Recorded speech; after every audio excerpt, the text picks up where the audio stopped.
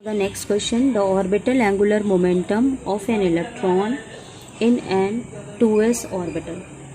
तो बेटा ध्यान रखना, अगर केवल एंगुलर मोमेंटम हो तो वो अलग चीज़ होती है, और ऑर्बिटल एंगुलर मोमेंटम लिखा होगा तो इसका फॉर्मूला अलग होता है। इसका फॉर्मूला हमारा होता है √L H/2π। लेकिन इसको भी सॉल्व करने के लिए कुछ बातें आपको ध्यान करनी पड़ेंगी कि ये जो स्मॉल l है, इसमें s के लिए इसकी वैल्यू होती है 0, p के लिए इसकी वैल्यू होती है 1, d के लिए इसकी वैल्यू होती है 2, f के लिए इसकी वैल्यू होती है 3। अब तुम्हें 2s ऑर्बिटल के लिए ऑर्बिटल एंगुलर मोमेंटम निकालना है। तो यहाँ पर देखो 2s में 2 नहीं, देखो ये s लिखा है, तो यानी s का l का वैल्यू कितना है 0। तो इसलिए यहाँ पर आपका आंसर हो जाएगा 0 + 1 × H/2π which is ultimately equals to 0. That's why our option is D.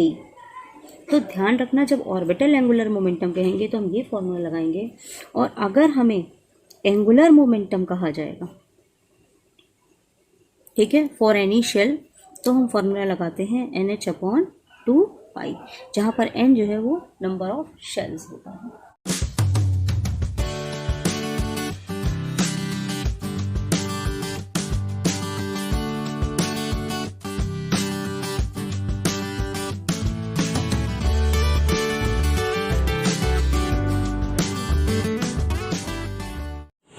Now next question, according to Bohr theory, the angular momentum of an electron of the fifth orbit. जब भी कोई इलेक्ट्रॉन किसी atom के अंदर किसी shell में चक्कर लगाता है, तो कोई भी चीज़ अगर मूव कर रही है तो उसके अंदर वेलोसिटी पैदा हो गई।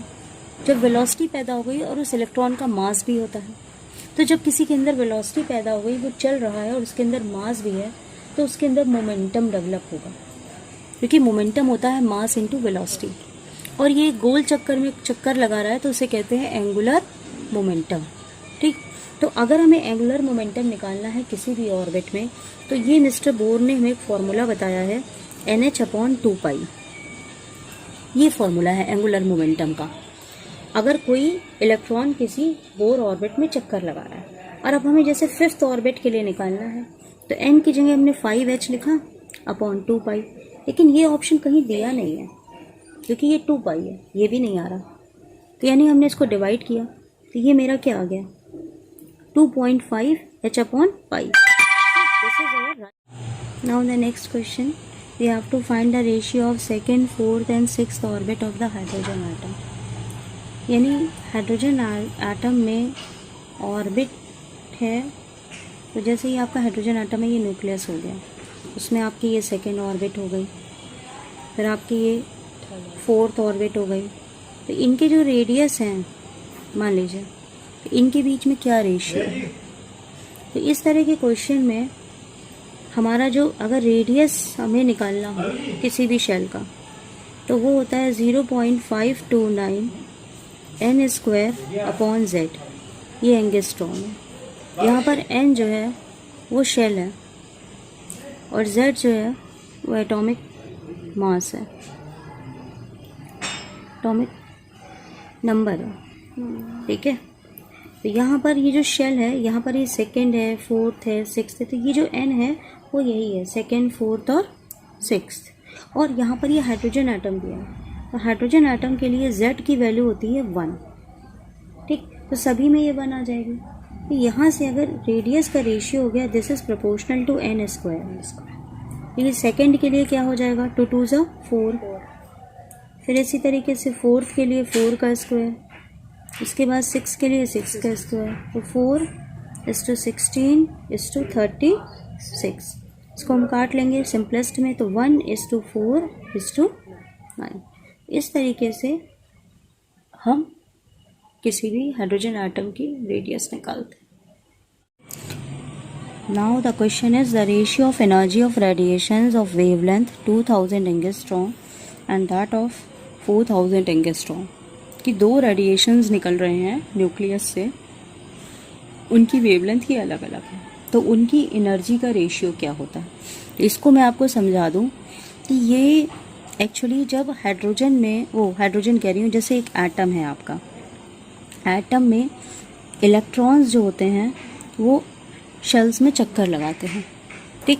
तो जब इलेक्ट्रॉन एनर्जी को एब्जॉर्ब करके जंप करते हैं, किसी एक शेल से दूसरी शेल में जाते हैं या ऊपर की शेल से नीचे की शेल में आते हैं, तो वो रेडिएशंस एमिट करते हैं।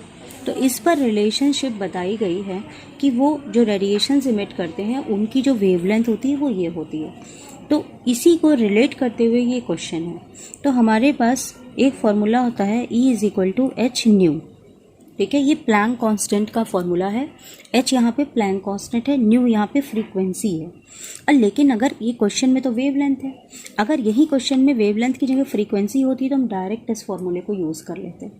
ये भी साथ में समझ लीजिए। फ्रीक्वेंसी को आवृत्ति कहते हैं हिंदी में, और वेवलेंथ को अगर कोई हिंदी मीडियम का बच्चा देख रहा हो तो तरंग दैर्ध्य कहते हैं।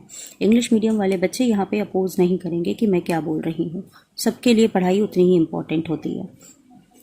तो यहाँ पर इस जो फ्रीक्वेंसी है इसको वेवलेंथ में कन्वर्ट करना है।